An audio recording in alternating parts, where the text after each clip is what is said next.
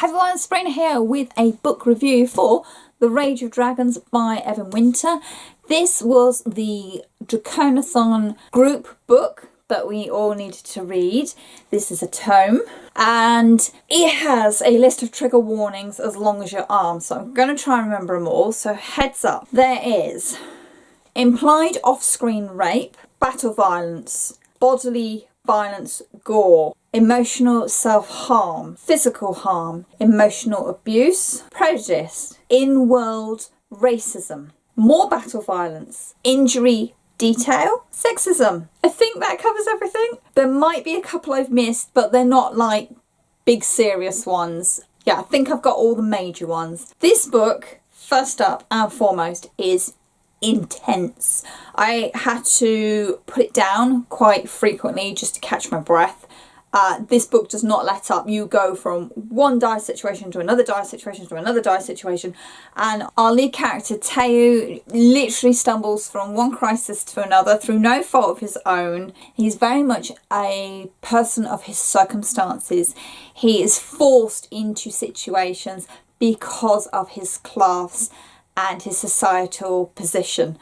And how this kid survives, I have no idea, because I had to keep putting this book down and give myself 10 minutes breather before picking it back up. It is so good, but it is one of those where you just think, I need a breath. I just need to take 5 minutes. This is powerful stuff. So The Rage of Dragons is the first of a fantasy trilogy that has a group of people called the Chosen, who invade another land right at the start and have this constant war with the native people who live there. Of course, these two cultures are completely alien to each other. We are only ever told anything from the Chosen's point of view, so as far as we're concerned, the other people, we know very little about them. We just know there's something to be feared, that they constantly attack. At this point in the trilogy, it's all very one-sided. Now, having finished this book, I know we're going to start seeing the other side of this conflict, and we're going to get the other people's point of view and their culture and their understanding. And so I'm kind of expecting book 2 to be a little bit more, well, this is what you thought you knew, this is what actually is now what you know, kind of book. I'm expecting it to be one of those books. But The Rage of Dragons, it's all from the Chosen's point of view, and the Chosen themselves they're not a nice people. They have this extremely rigid caste system, and Teo is almost at the bottom of this chain, which means he has no future, no hopes, no dreams of his own.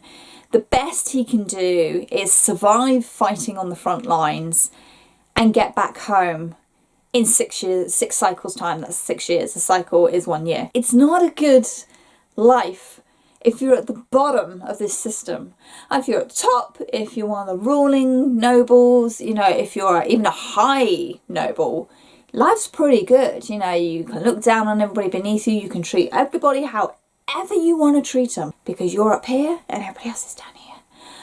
So there's a lot of that as well in this book. And because it's all told from Teo's point of view, you really understand, 1, the caste system, 2, the prejudice, 3, the glass ceiling that he's been promised but he's never ever going to get past because of his social situation. You understand all the unfairness and the injustice that his group of people have to suffer at the hands of those above him. And literally within a few pages my blood was already boiling. You know, stories that focus on injustice make me angry because I know this is based on a reality that's happening now. Yes, this rigid caste system is extreme, but we have caste systems in our world.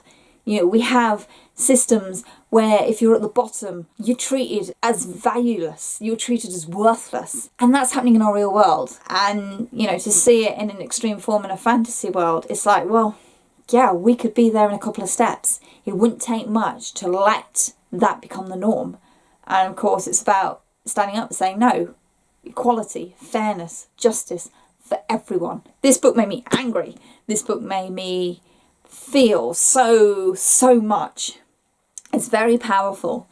And if you don't want that from a book, then may I suggest you don't pick this up. Teu's a character where things happen to him. Because of his social status, he doesn't get any say in what he wants to do. He's literally just stumbling from one to the next. He doesn't get a say in that. That is his choice in life, that path that's been laid out for him by the upper system. So to see him do his utmost best, despite the worst he's been given, to fight with every fibre of his being to become the best at what he does, you really feel for him, because it's like, this is a chap who wants none of this.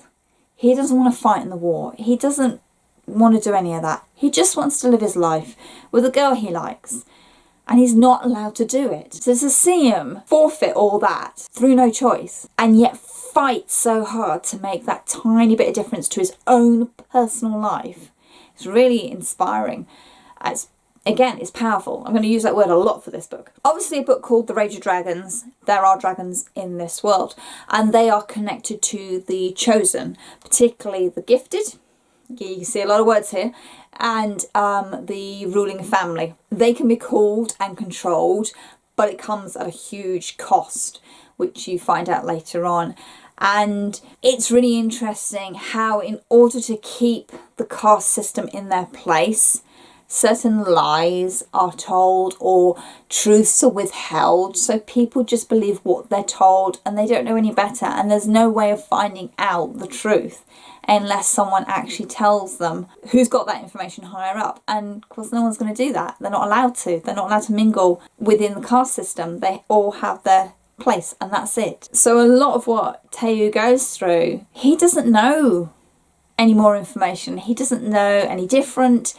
That is his lot. And it makes you sympathise with him hugely, because you learn as he learns what the situation is, what's really going on, what are the politics being played, what are the secrets being kept, what is the true cost of this continuous war. So Rage of Dragons, it is a massive fantasy. Like I said, it's the first in a trilogy, and it's tackling big stuff in a fantasy setting, which most fantasy books do. You know, fantasy is not all la-di-da-di-da, lovely. They tackle big issues, and it really annoys me when people dismiss fantasy and sci-fi, because it's like, they're the best places to talk about social issues we have now. Those are the genres to be talking about it. And Rage of Dragons certainly talks about prejudice and racism and colonialism and entitlement and privilege.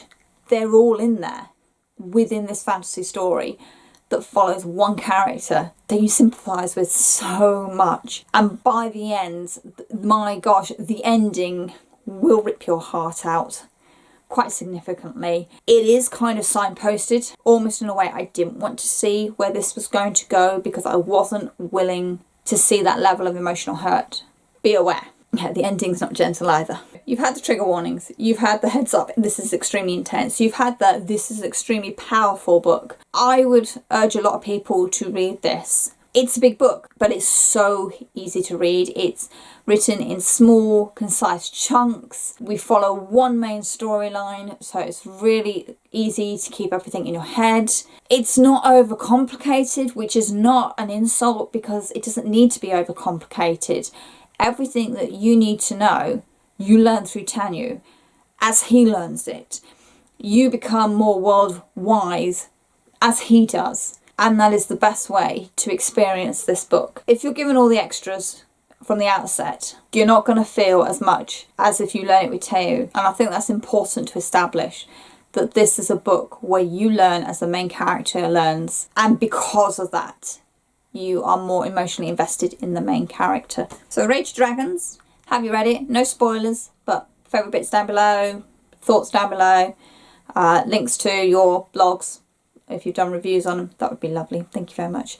Needless to say, I'm really looking forward to the next book, which is Fires of Vengeance, which I think is out October, November-ish. So I'm really looking forward to that. As always, in the description box down below, you'll find the links to my social media. You can find me on Goodreads, Twitter and Instagram. You'll also find the link to my book blog, where I am attempting to catch up with book reviews. So eventually a slightly more spoilery discussion review will appear on my book blog, hopefully soon. Also in the description box you will find links to booktubers that I think you should go and check out. There is a variety of booktubers that I'm linking to, so please go and support them all. As always, thank you very much for watching and happy reading. Be well.